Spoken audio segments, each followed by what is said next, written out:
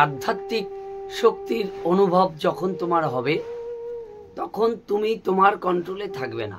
হ্যাঁ, তোমার কোনো ক্ষতি হবে না, কিন্তু তোমার কন্ট্রোলে তুমি থাকবে না। বুঝে নাও বিষয়টা। তোমার এরকম মনে হবে যে তোমাকে কেউ যেহেতু কন্ট্রোল করছে, কিন্তু তুমি বুঝতে পারবে, পরিপূর্ণ বুঝতে পারবে যে তোমার শরীর কারোর দ্বারা কন্ট্রোল হচ্ছে, কোনো একটা শক্তির দ্বারা কন্ট্রোল হচ্ছে। কোনো একটা শক্তি তোমাকে তোমার মধ্যে অনুভব করতে পারবে।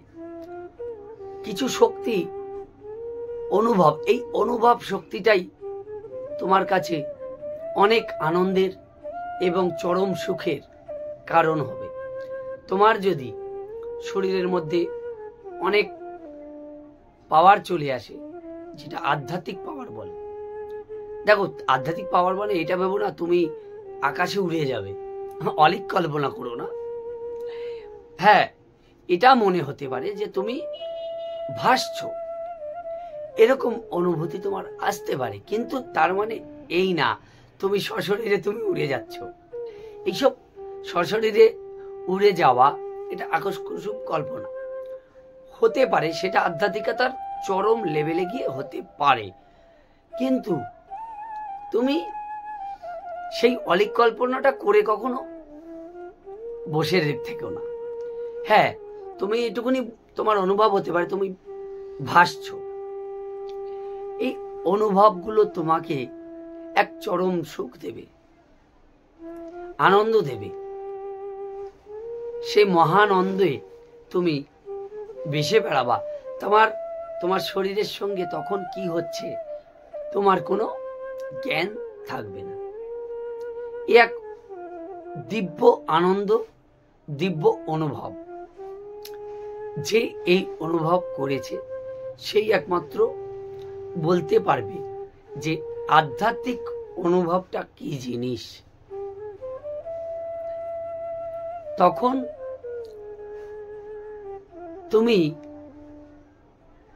এক অন্য রাজ্যে যেন বিচরণ করবে, তোমার শরীর একদম হালকা হয়ে যাবে, শান্ত একটা ঝিম ধরে যাবে।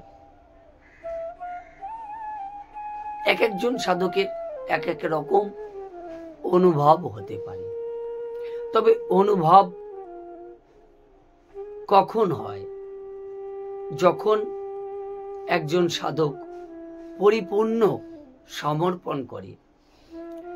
একজন সাধক যখন পরিপূর্ণ সমর্পণ করে তার গুরুর চরণে, তখন সেই সাধকের অনেক অনুভব হয়। অনেকের গুরু ছাড়াও অনুভব হয়, কিন্তু সেই অনুভবটা ঠিকই রাখতে পারে না।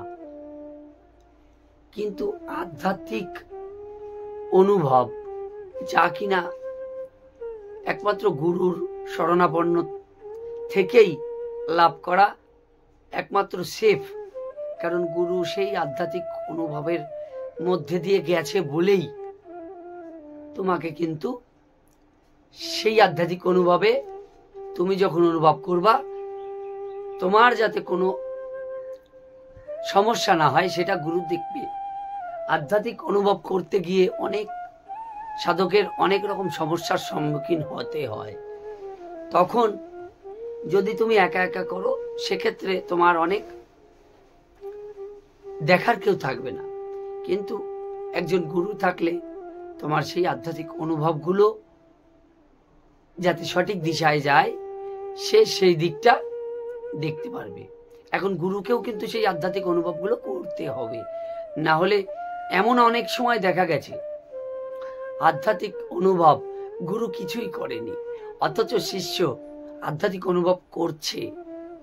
এক্ষেত্রে সেই গুরু কিন্তু তোমাকে কোনো সহযোগিতা করতে পারবে না। কে পারবে? যার সেই অনুভূতি হয়েছে সে তোমাকে সহযোগিতা করতে পারবে। এই আধ্যাত্মিক অনুভব এক চরম ভাগ্যের বিষয়। কোটি জন্মের ভাগ্য থাকলে কিছু কিছু আধ্যাত্মিক অনুভব আসে, আর তখনই মানুষের সকল সাধকের পরিপূর্ণ বিশ্বাস আসে এই আধ্যাত্মিক শক্তির উপর, আধ্যাত্মিক জগতের উপর এবং আমাদের জীবন, এই জীবনের লক্ষ্য উদ্দেশ্য সম্পর্কে সে একটা ধারণা তৈরি করতে পারে। তাই এই আধ্যাত্মিক অনুভবগুলো সকল সাধকেরই হয় না। যে সাধক যত বেশি নিষ্ঠাবান, যত বেশি সমর্পণ দিতে পারে গুরুর চরণে, সে তত বেশি আধ্যাত্মিক অনুভব লাভ করে। এক্ষেত্রে সমর্পণ মূল কথা। তোমরা ভালো থেকো, সুস্থ থেকো।